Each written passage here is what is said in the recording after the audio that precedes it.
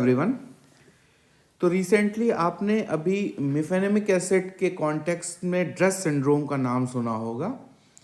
जो डायरेक्टिव्स आए थे उनके रिस्पेक्ट में। तो आइए देखते हैं ड्रेस सिंड्रोम एग्जैक्टली होता क्या है। तो जैसे कि ये ड्रेस है, ड्रेस फुल फॉर्म इसका होगा drug reaction with इयोसिनोफिलिया and systemic symptoms. कई जगह आपको ये drug rash with इयोसिनोफिलिया and systemic symptoms में मिलेगा। तो ये जनरली इंटरचेंजेबली यूज किया जाता है। टाइप 4 टाइप की हाइपर सेंसिटिविटी होती है ये, ठीक, टाइप 4 टाइप की हाइपर सेंसिटिविटी है ये। और जैसे कि नाम में ही बता रहा है कि इयोसिनोफिलिया एक बहुत प्रोमिनेंट फीचर होगा इसका, और रैश होना चाहिए, ठीक। आइए इसको डिटेल में देखते हैं।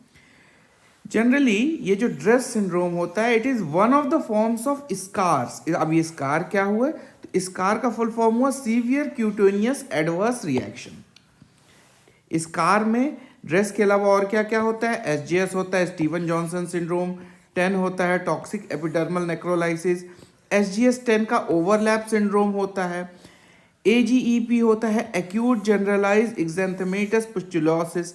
ये सबकी सिमिलर पैथोफिजियोलॉजी है और ये क्यूटेनियस पार्ट में ही जनरली अपना इफेक्ट दिखाते हैं, कई बार सिस्टमिक में भी दिखाते हैं, लेकिन क्यूटेनियस इफेक्ट बहुत प्रोमिनेंट होते हैं और ये सीवियर होते हैं, ठीक।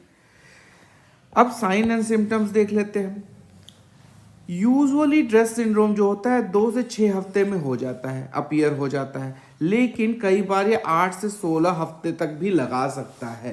तो it is not very unusual कि अगर वो बाद में भी आ रहा है। क्या क्या साइन सिम्टम्स होंगे, फीवर होगा, रैश होगा, और rash will be morbilli form type of rash. अब ये मॉर्बिली फॉर्म टाइप का रैश क्या हुआ, मतलब मीजल्स लाइक या मैक्यूलोपैपुलर या एक्जेंथेमेटस रैश हुआ, ठीक है। तो मैक्यूलोपैपुलर रैश हो सकता है, या तो मैक्यूलर होगा, फ्लैट स्पॉट्स तकरीबन 2 से 10 mm इन डायमीटर, वो मल्टीपल फ्लैट स्पॉट्स होंगे, या फिर पैप्यूल्स होंगे जो थोड़े से रेड बम्प्स जैसे उठे हुए होंगे, जिनको आप प्रेशर डालेंगे तो ब्लैंच कर जाएंगे, येलो पड़ जाएंगे, ठीक है। मैक्यूलोपैपुलर रैश हो सकता है। उसके अलावा फेशियल इडीमा एक जो बहुत प्रोमिनेंट फीचर होता है ड्रेस सिंड्रोम का, वो हो सकता है। कई बार इनलार्ज और समटाइम्स पेनफुल लिम्फ नोड्स हो सकते हैं, ठीक। और उसके अलावा चूंकि सिस्टमिक इफेक्ट भी आना है, तो inflammation based internal organ involvement होगा। सबसे कॉमनली लिवर होता है, उसके अलावा किडनी, हार्ट, लंग्स हो सकते हैं।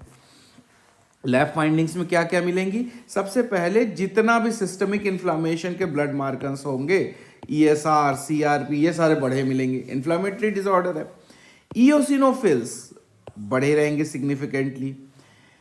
एटिपिकल लिम्फोसाइट काउंट होगा, बढ़ा रहेगा, मतलब एटिपिकल लिम्फोसाइट्स बढ़ी रहेंगी, जो नॉर्मल उनकी मॉर्फोलॉजी है उसके अलग दूसरी तरह की एटिपिकल जो टिपिकल मॉर्फोलॉजी है उनसे अलग वो उनकी संख्या बढ़ी रहेगी। प्लेटलेट्स घटे रहेंगे, प्लेटलेट्स की संख्या यूजुअली घटी रहेगी। और generally lab evidence of internal organ involvement होगा। अब जिस ऑर्गन का इन्वॉल्वमेंट होगा उस हिसाब से लैब एविडेंस आएगा। फॉर एग्जांपल अगर लिवर का इन्वॉल्वमेंट है तो लिवर एंजाइम्स बढ़ेंगे, एलानिन एमिनो ट्रांसफरेज बढ़ा हो सकता है, एल्कलीन फॉस्फेटेज बढ़ा हो सकता है। अगर एलानिन एमिनो ट्रांसफरेज कंपैरेटिवली ज़्यादा बढ़ा है तो यानी ये शो करेगा कि हिपेटोसाइट इंजरी है, ये आप जानते हैं। या फिर एल्कलाइन फॉस्फेटेज बढ़ा होगा तो ये बाइल डक्ट इंजरी शो करेगा। जो भी कंपैरेटिवली ज़्यादा बढ़ा होगा उस हिसाब से वो इंजरी शो होगी।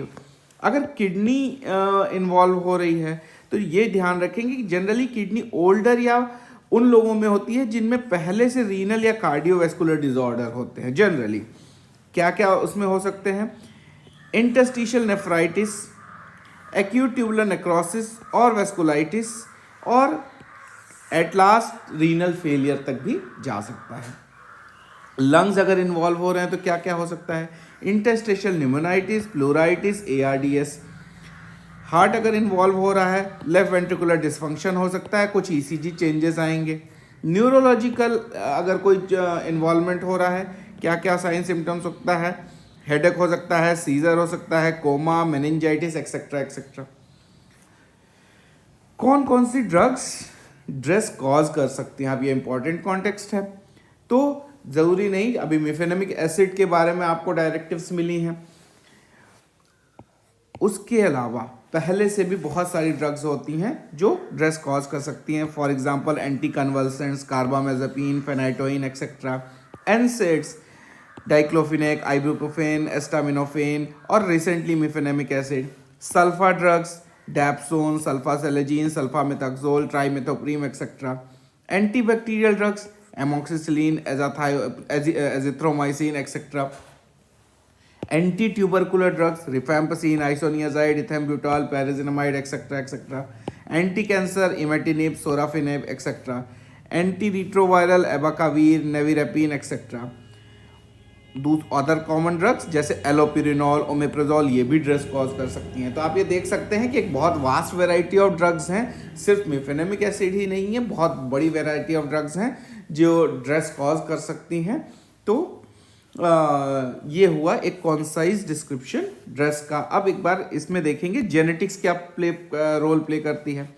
तो ये सजेस्ट किया गया है कि सर्टेन पॉपुलेशन जो एक पर्टिकुलर सीरोटाइप्स एक्सप्रेस करते हैं उनमें ड्रेस सिंड्रोम्स ज़्यादा होते हैं। ठीक है, मैनेजमेंट कैसे करेंगे? तो मैनेजमेंट करना हुआ तो सबसे पहले तो ड्रग जो भी ड्रग आप सस्पेक्ट कर रहे हैं उसको डिसकंटिन्यू कर दें। उसके अलावा जो ट्रीटमेंट पार्ट है वो होगा मेनली ग्लूकोकॉर्टिकॉइड्स के द्वारा। ये टॉपिकल भी हो सकती हैं, सिस्टमिक भी हो सकती हैं, जिस तरीके के सिम्टम्स आएंगे, जिस तरीके की ज़रूरत होगी। तो इनका मेन स्टेज जो ट्रीटमेंट का है वो हुआ ग्लूकोकॉर्टिकॉइड्स। तो ये इन शॉर्ट में हो गया ड्रेस सिंड्रोम। तो इसी के साथ इसको ख़त्म करते हैं। Thank you.